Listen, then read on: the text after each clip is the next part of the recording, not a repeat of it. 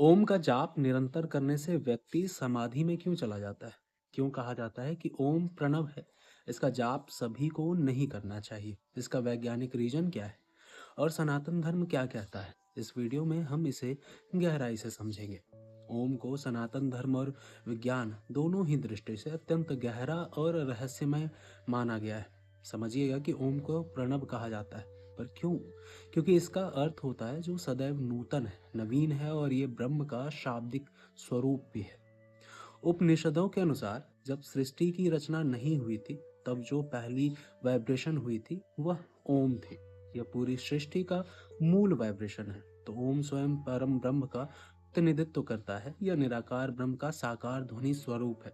इसे जपने से साधक सीधा उसी परम चेतना से जुड़ जाता है।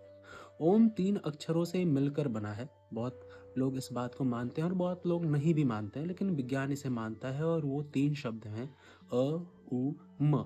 ये तीनों अक्षर ब्रह्मांड और चेतना की 3 प्रमुख अवस्थाओं का प्रतिनिधित्व करता है। अ यानी जागृत अवस्था, यानी स्थूल जगत। उ यानी स्वप्न अवस्था, यानी सूक्ष्म जगत। और म यानी सुषुप्ति अवस्था, जिसे हम डीप स्लीप स्टेट भी कहते हैं, यानी कारण जगत। ओम ध्वनि के बाद जो चौथी मौन अवस्था आती है वह तुरीय अवस्था है, जिसे शुद्ध चेतना कहा जा सकता है। योग दर्शन में ओम को परमात्मा का वाचक माना गया है। लगातार ओम का जाप चित्त को एकाग्र करके समाधि यानी मोक्ष की ओर ले जाता है। ओम समस्त मंत्रों का मूल है। ओम सभी वैदिक और पौराणिक मंत्रों का सीड है, बीज। किसी भी मंत्र के जाप से पहले ओम लगाने से उसकी शक्ति कई गुना बढ़ जाती है। विज्ञान ओम ध्वनि के शारीरिक, मानसिक और न्यूरोलॉजिकल प्रभावों का अध्ययन करता रहा है। आपने ध्वनि चिकित्सा यानी साउंड थेरेपी और स्पंदन यानी वाइब्रेशन के बारे में सुना होगा। ओम का उच्चारण करते समय अ, उ और म की ध्वनियाँ हमारे शरीर के अलग अलग हिस्से में वाइब्रेशन पैदा करती हैं। तो जब हम अ बोलते हैं तो पेट यानी नाभि के पास और रीढ़ के निचले हिस्से में कंपन पैदा होता है, जो मूलाधार को सक्रिय करता है। उ छाती और कंठ के क्षेत्र में वाइब्रेशन पैदा करता है, जिससे हृदय और फेफड़े प्रभावित होते हैं। और जब हम म बोलते हैं तो सिर के ऊपरी हिस्से में कंपन पैदा होता है, जो आज्ञा चक्र को प्रभावित करता है। आपने समान फ्रिक्वेंसी के बारे में सुना होगा। यह माना जाता है कि ओम की फ्रिक्वेंसी 432 हर्ट्ज के करीब होती है, जिसे ब्रह्मांड के प्राकृतिक वाइब्रेशन के साथ तालमेल बिठाने वाली हीलिंग फ्रिक्वेंसी माना जाता है।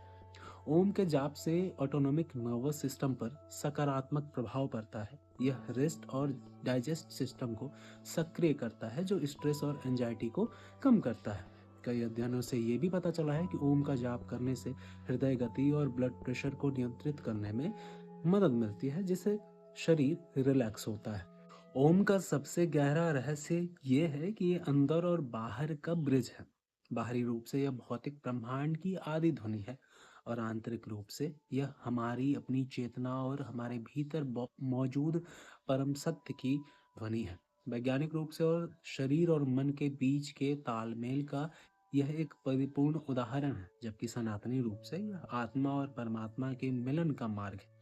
तो असल में होता यही है, जब दिमाग में कोई विचार ही नहीं होगा और हमारा शरीर रिलैक्स होता जाएगा, तो हम समाधि की ओर चले ही जाएंगे। इसलिए ओम का जाप साधु बना देता है या फिर समाधि में ले जाता है।